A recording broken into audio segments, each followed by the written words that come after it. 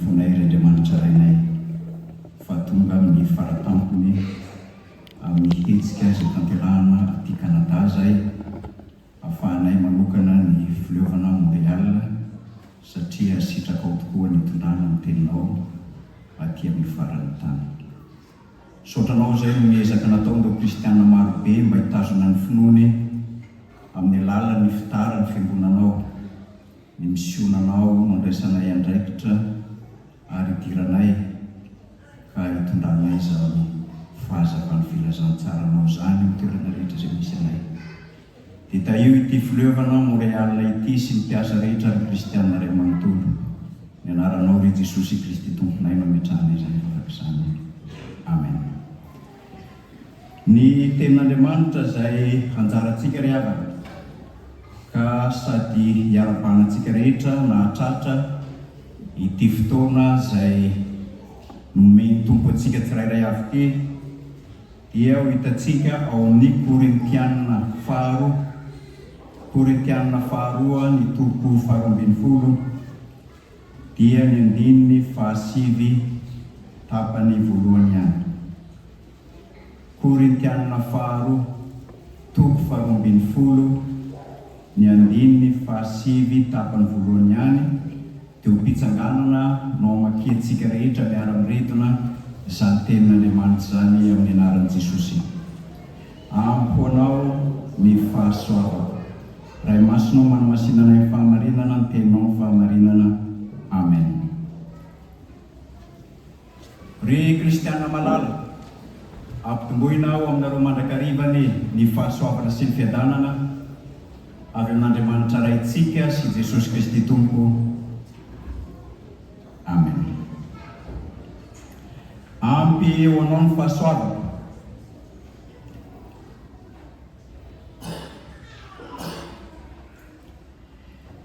Ny Korintianina faharoa toko 12 ny andininy fahasivy ry havana no ny tenenan'ny Paoly Apôstoly, tenen'Andriamanitra tamin'ny Paoly Apôstoly ka ny tenenany hoe ampy anao ny fahasoavana.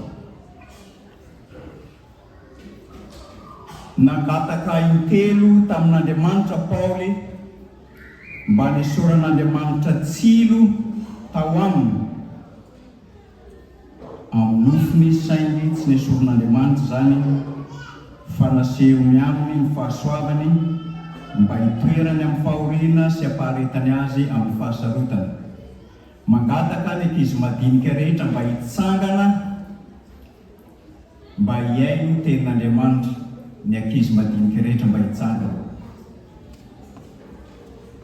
Dia tsangano hoe tanantsika raha kely loatra tsika atao bambony. Zay. Mangataka ankizy telo hoe mba hanatonay aty, ankizy anankitelo. Mety fanjaitra kely nareo dia tsindrominareo ny tanako. Zay aza matatra ny ray aman-dreny fa tsisy aotra. Iny anankiray. Telo, ankizy telo. Ao mbola tsy ampy. Aiza koa ny ray? Ao ankizy anankitelo. Ao apio, malakilaky tsika ankizy zany mahafinaritra. Miazakazaka. Ao, iny anankiray. Mahakasitraka. Ray farany. Aiza ny ray farany? Aiza ny ankizy fahatelo? Tonga ankizy ngezangeza. Iny misy anankiray. Mahafinaritra. Ao iny koa misy anankiray. Ao asaiko tsindromin'ny zareo ny tanako. Efatra zareo dia ataoko efatra zany. Ao ary ny ray lehilahy manindrona voalohany. Tsindromo ny tanako. Tsy maharatra. Ao efatra tsy maharatra. Anankiray, tsindromo ny tanako. Maharatra. Ray fahatelo hoe.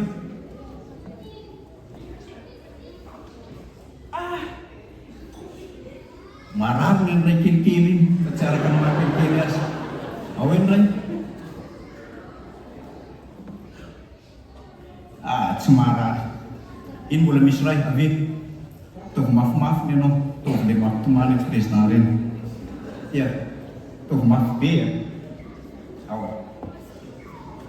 Mafy be. Ao. Sotratsika aza mbola mandeha, aza mandeha nareo ankizy. Paoly apôstôly raiky izy dia nivavaka tamin'Andriamanitra. Nivavaka nataony tamin'Andriamanitra dia nisy tsilo tamin'ny nofony.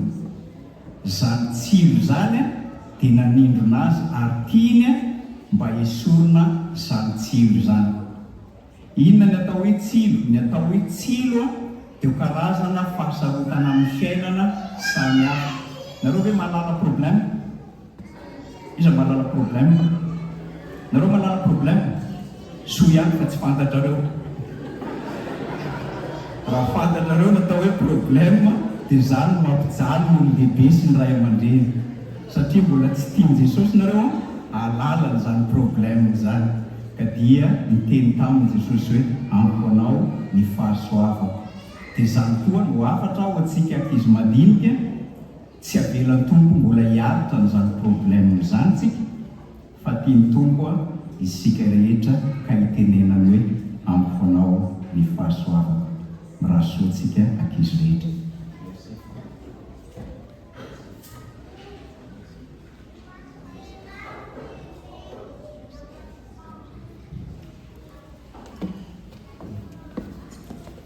Mankasitraka ny ankizy rehetra nandeha ny tenin'Andriamanitra tamin'ity maraina ity ary tenenan'ny tompo fa ampy ho ny fahasoavako.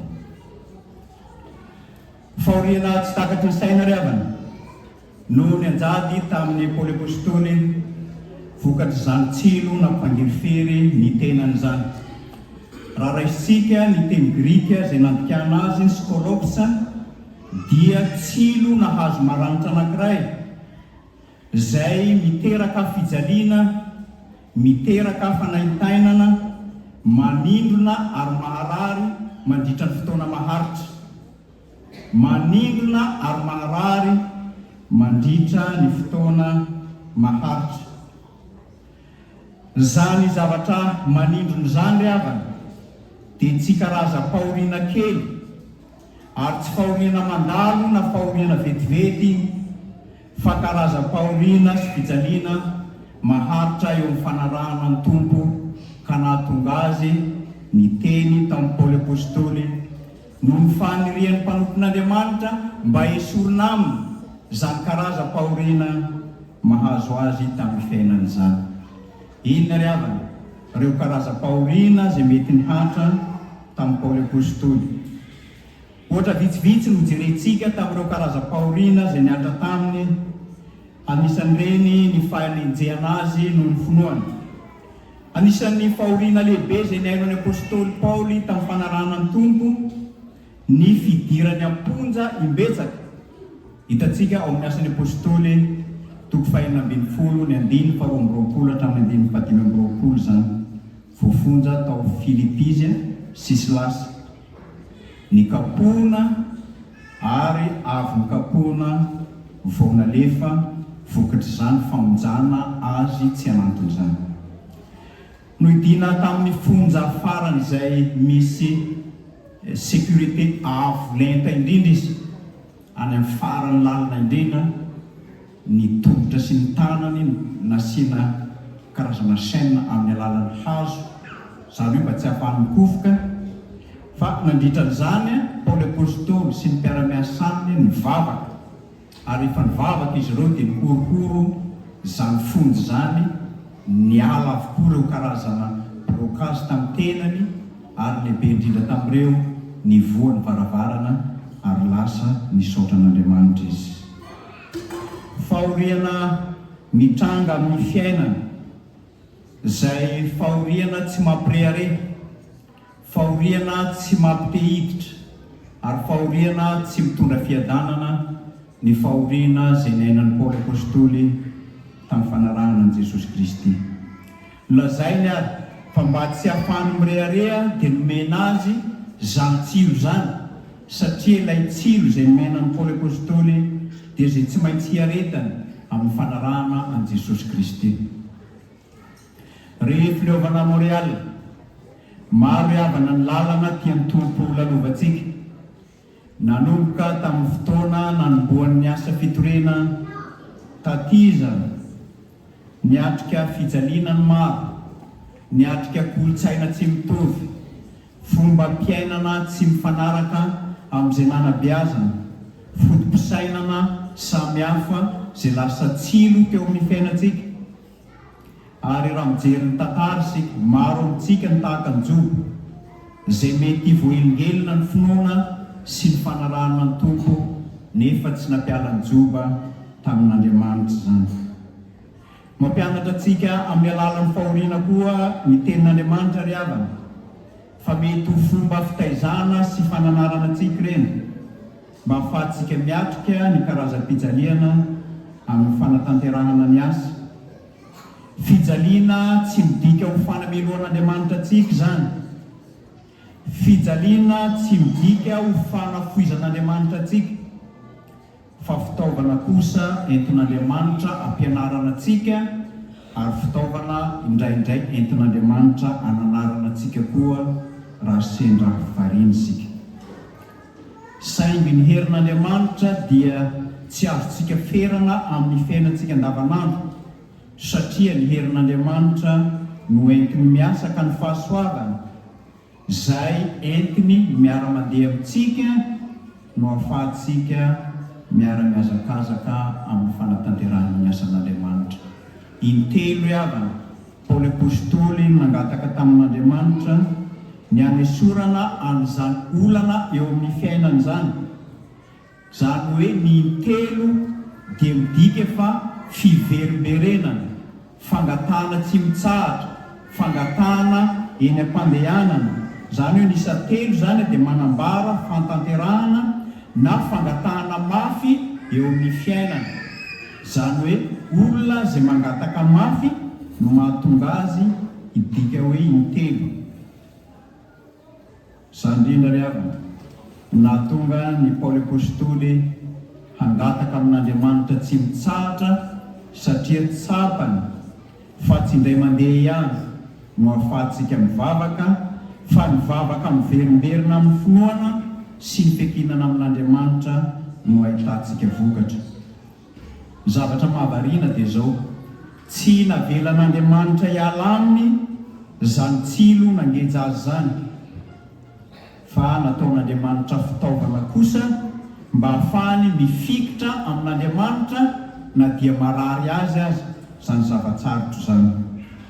Matetika Andriamanitra ry havana dia manana drafitra eo amin'ny fiainantsika, efa niresahako maro izany, izay tseritserentsika ao anatin'ny fahoriana, fitaovana fampianarana ara-panahintsika ireny, ary tsy anton'Andriamanitra ny tsilo mba ahafahantsika rehetra hiankina tanteraka amin'Andriamanitra. Ny fahasoavan'Andriamanitra dia mihoatra lavitra no ny fiatrehantsika ny fijaliana, izay mifanaraka amin'izay ampianaran'Andriamanitra antsika aty amin'ny fileovana Montréal izany. Tsy te hanova toe-javatra iainantsika Andriamanitra, tsy te hanova ny zavatra sedraintsika Andriamanitra, fa mihaino ny fangatahantsika izy, saingy fangatahana izay mifanaraka amin'ny sitrapony dia ny fampianarany antsika amin'izay fikendreny ka hahasoa antsika. Mitovy amin'ny nataon'i Jesosy tao Getsemane ry havana, araka ny hitantsika ao amin'ny Luka 12:20, ny andininy 12:20 izany hataka nataon'ny apôstôly Paoly izany, nefa ny tenin'i Jesosy dia ny hoe aoka tsy ny sitrapoko no atao fa ny anao. Ahoana ny fandraisan'izany tenin'Andriamanitra izany ary ho antsika aty amin'ny fileovana Montréal? Ny zavatra ny ainan'ny Paoly apôstôly ry havana dia mbola iainantsika koa ankehitriny, tahaka ny fiaretana ny tsirariny, ny fanalambaraka, ny fisedrantsika ireo loza maro samihafa, na ny aretina, na ny fisarahana amin'ny namana, na mety fahoriana izay mety tsy miala amin'ny fiainantsika, fa fahoriana miverimberina tahaka ny aretina izany. amin'ireny indrindra no ampijoroan'Andriamanitra ny herintsika fa ny fijaliana dia kely lavitra no ny fahasoavana ka hitenenany aminao amin'ity maraina ity ampy anao ny fahasoavako. Ry kristianina malala, samy manana ny hazo fijaliana ananantsika isika, saingy ao anatin'ny fananantsika izany hazo fijaliana izany no mahatonga antsika rehetra hifikitra amin'Andriamanitra. Misy tantara kely anankiray amaranako ny toroteny amin'ity maraina ity. Efa klasika be zany tantara zany. Nisy lehilahy anankiray efa matetika naveriko dia José ny anarany. José zany miasa be manomboka maraina mandrapariva ny andro dia lasa mody izy amin'ny 8 maherihery kely eo. Rehefa lasa mody izy dia nandeha tao an-trano dia mijery télé, dia ampijerena télé misy feo miantso azy, José. Dia niherikerika izy tsy nahita olona. Miantso indray ilay feo faharoa, José. Niherikerika izy tsy nahita olona. Ary zao ny zavatra nahavariana, lasa nianana lavitra kely ilay feo. Dia lasa izy nandeha nivoaka nanaraka ny feo. Zao ny zavatra nitranga. Izy le mandeha manaraka ny feo no latsaka tampoka tanaty hantsana farany izay lalina indrindra. Fa rehefa nilatsaka teo anaty hantsana izy dia nahavoray hazo anankiray izay nisarangotana nandritry ny maizina. Dia zao no natao, Andriamanitra eo, vonjeo aho! Jesosy eo, vonjeo aho! Dia ozy ny tompo taminy, avotsory ary ny tananao. Mateo aho ozy fahantsana be any ambany any, tsy fantatro na misy vato na misy tsilo na misy iny. Miantso indray izy, tompo vonjeo aho! Dia mamaly indray Andriamanitra, avotsory ary ny tananao. Nanomboka tamin'ny sahabo 10 mandra-pahatonga ny marainandro nangataka izy tsy mitsahatra ny amonjeny tompo azy. Zao zavatra tranga rehefa maraina ny andro, mijereny kay 60 cm ambany ao ny tany. Anerana votsitra zany ny tanany 60 cm ao dia tonga eo amin'ny tany izy. Tahaka izany tsika ry havana ao anatin'ny fahoriana, ao anatin'ny zavatsarotra. Mangataka amin'ny tompo, mamaly tompo ny olantsika, ny aditsika, ny sedratsika, fa tsy takatra ny saitsika ilay tenenany fa amponao ny fahasoavako. Ny tiatsika dia ny fomba mahagaga, mirakla, tsy takatra ny saina, nefa ilay teny tompo raha raisina amin'ny finoana no mirakla tsara indrindra amin'ny fiainantsika ka andehanantsika amin'ny finoana. Voninahitra ny ao an'Andriamanitra resana karifana masina izay ahitra hatramin'ny indrindra maharitra mandrakizay. Tsangana ry havana, raiso ny fitahiana. Ny fitiavan'Andriamanitra ray, ny fahasoavan'i Jesosy Kristy tompontsika ary ny fiangonana sy ny firaisana amin'ny fanahy masina ao aminareo rehetra hatramin'izao mandrakizay. Amen.